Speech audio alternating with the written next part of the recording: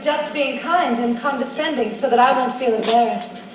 You travelers are so accustomed to taking everything you get politely. I know only too well that my poor conversation can't entertain someone with your experience. One look or word from you is far more entertaining than all the wisdom of this world. Oh, don't. You really shouldn't. Well, how can you bear to kiss it? My hand's so ugly, it's so rough. Well, it's all the work I've had to do. My mother's so particular. And must you, sir, be always traveling like this? Alas, the business obligations force us to. It's fine, I'm sure, when one's still energetic to wander wherever one wants. But the hard years will come along, and dragging on alone a bachelor to the grave was never good for anyone. Oh, yes, that prospect fills me with dismay. That's why, dear sir, you must plan well ahead. You and your mother see few visitors. Oh, yes. Our household is a modest one, though still it has to be attended to. We have no maid, so it's up to me to cook and sweep and knit and sew and to be always on my feet. But my days are mostly quiet. My brother's a soldier, and my little sister's dead. I love the child so much. An angel, like you. I had the care of her. When she was born, my father had already died, and he gave my mother up for lost. So all by myself, I raised her. Lying on her lap, she smiled and kicked, began to grow. Truly not the purest form of happiness. It's hard on women, though, you must admit. Your long-time bachelor can hardly be reformed. All it would take would be someone like you to teach me something better. Speak plainly, sir. Haven't you found anything? Is there no romantic attachment anywhere? The proverb says, a home of one's own, a virtuous woman, are more precious than gold and pearls. My questions were to you. I've ever wanted one. I found great kindness everywhere. I meant your feelings. Were they mysterious? Oh, to trifle with a woman's feelings is most improper. You simply will not understand. Oh, I am very sorry, but I do understand that you are very kind. And you forgive my liberty the other day. It really was presumptuous influence when you were coming out of the cathedral. Dear me, I thought. Can he have seen in your behavior something immodest or improper?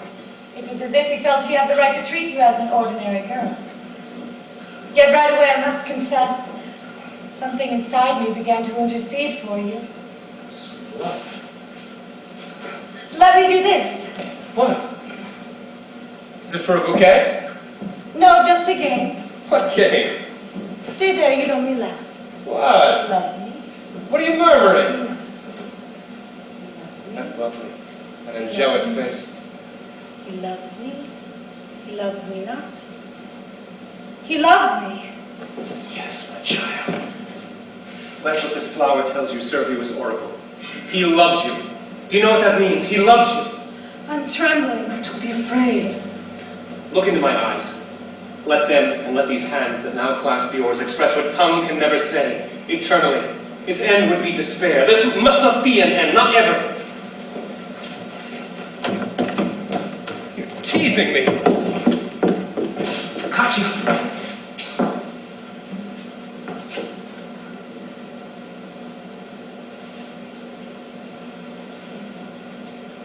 Dear heart, I love you so. It's starting to grow dark. Yes, and we must leave. I'd ask you to remain here longer, but this is such an evil-minded town. It's just as if nobody had a thing to do except to stare at what its neighbors up to. And you get talked about no matter how you act. Where's our young couple? They've flown down the garden path, the wanton butterflies. I'd say he's taken with her. And she with him as well. So runs the world its course.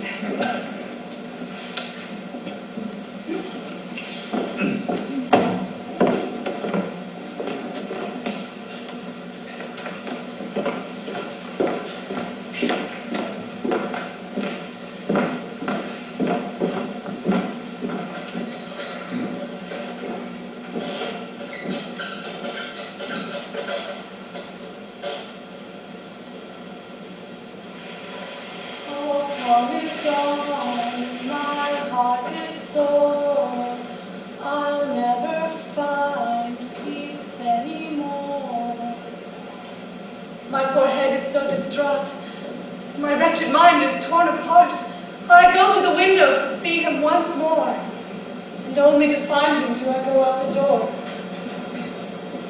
All calm is gone, my heart is sore. I'll never find peace anymore. His noble walk, his splendid poise, the smile on his lips, the spell of his eyes, his flowing words are such bliss. His hand on mine, oh, his kiss. All calm is gone, my heart is sore. I'll never find peace anymore. To embrace him with a sigh, and from his kisses swoon and die. Spirit sublime, all that for which I prayed, all that you now have granted me. You gave me from my realm all nature's splendor, with power to feel and to enjoy it. You reveal myself to me, and then my heart's profound and secret wonders are unveiled. That nothing perfect ever can be man's, I feel that here. Together with this bliss, you gave me that companion I can now not do without.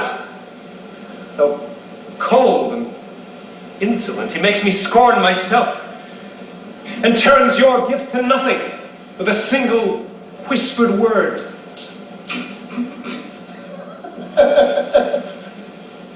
A pretty way to pass the time. There's a professor in you yet. Enough of this. Your love is there in town, beginning to be confined in gloom.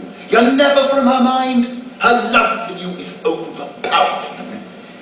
It might be best, I think, if our Greek lord, instead of sitting in his lonely kingdom, came down from his throne and remunerated the poor young thing for her devotion. She stands at the window and watches the clouds moving over the old city wall. Sometimes she's calm, but mostly sad. And sometimes, when she has no tears again, then she'll once more be calm. And always she's in love. Serpent! Do not evoke again before these half-crazed senses desire for the sweetness of her body. But what do you want? She thinks you've gone and abandoned her, and that is more or less the case. I always will be near her, even far away, and never can forget or bear to lose her. I envy, if her lips should touch it in my absence, the very body of the Lord. Ooh, very good, my friend. I've often envied you the twins that feed among the lilies. Begone, you pig! How splendidly you rant, while I can only laugh. The God who made boys and girls gave recognition to the noblest of professions when he himself created opportunity. Dodo, what are you waiting for? It isn't as if you're about to go face death. You're only summoned to your sweetheart's room. What bliss can lying in her arms afford? Although upon her breast I do gain warmth, shall I not still be feeling her distress? I, accursed of God, will have destroyed her and her peace, the sacrifice that you demanded, hell.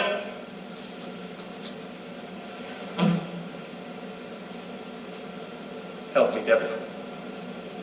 Shorten the dread of waiting. Let what must be done quickly. Let me be crushed by what will be her doom, and let her share my ruin with me. So much seething and ardor again. Go and comfort her, you fool.